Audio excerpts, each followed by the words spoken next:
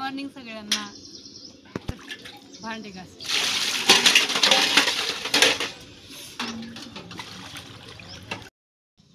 हाय हाय. कसा बघून हसतोय आणि लाजतोय पण बघा ना कसा.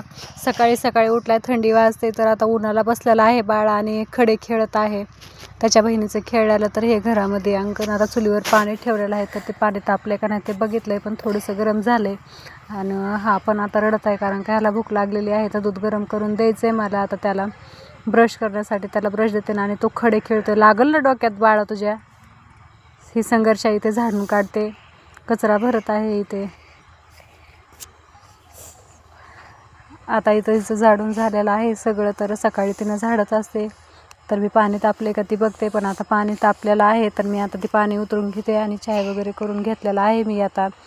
तर माझं सगळं आता बाकीचं आवरले तर मी आज पटकन स्वयंपाक करून घेते कारण का मला आज बाहेर जायचं आहे. कारण का रमाई जयंती येत आहे आणि सगळ्या महिलांनी मिळून जयंती करायचं ठरवलेलं आहे आम्ही. कारण का ह्या गावामध्ये जयंती वगैरे रमाईची झालेलीच नाही तर आम्ही असं ठरवलं आहे की आता जयंती करून घ्यायची. मग आता बायकांपासून पट्टी गोळा करायला जायचं आहे तर मला पटकन आवरून जाण्यासाठी मी आता पटकन आवरते कारण काम पण भरपूर पडलेलं आहे. आणि आज संघर्षाला शाळेत पण जायचं आहे, आज शनिवार आहे तर तिची शाळा आता 9लाच भरते. मग तिनं आज शाळेत जाईल तर तिनं पण लवकर आवरून जात आहे. तर आता इथं मला स्वयंपाक वगैरे लवकर करून घेते मी आणि स्वयंपाक करते. बाळ पण तोवरचं बाहेर खेळतं आहे. त्याचं खेळायचं झाल्याच्या नंतर मग त्याला पण आवडते तोपर्यंत पटकन मी भाकरी करून घेते. यूट्यूबला वगैरे व्हिडिओ थोडे दिवस झालं टाकत नव्हते पण आता टाकायला चालू केलेले आहेत.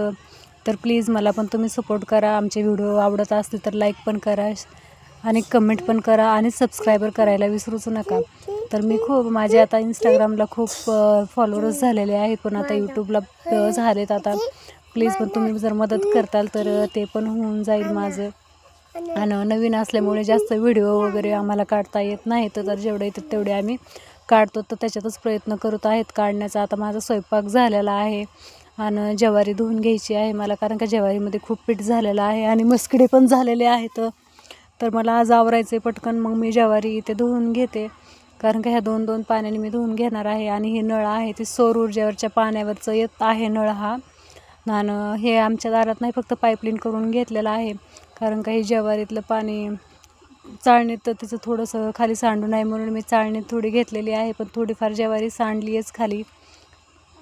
पण बाळ पण आता त्याच्यापाशी बसले नाही तर त्याला जर माहिती असतं मी हे काम करायला म्हणून तर त्याने आवडीनं माझ्यापाशी येऊन सगळा इसकाटा करून टाकला असता. तर हे तिकडं बसलाय तोपर्यंत मी गडबडीने आता घेते पटकन हे करून. झाली माझी आता थोडीशी ज्वारी धुवायची झाली. आता मी पटकन तिला आता वाळायला बाजावरती टाकून घेतलेली आहे. तर आता थोडीशी सुकायला मी ढीग घातलेला आहे कारण का ते